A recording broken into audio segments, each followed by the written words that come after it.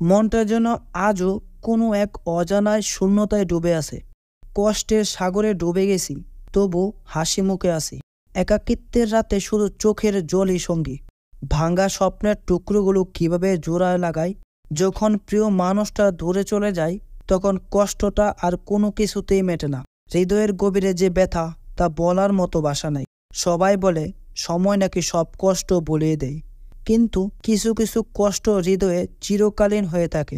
হাসির আড়ালে লুকিয়ে আছে অনেক কষ্টের গল্প। যারা বলে কষ্ট ভুলে যেতে হয়, তারা কখনো সত্যি কষ্ট পায়নি। হৃদয়টা আজ যেন একা একা কাঁপছে। ভালোবাসা যখন কষ্ট হয়ে যায়, তখন মনে হয় সব হারিয়েছি।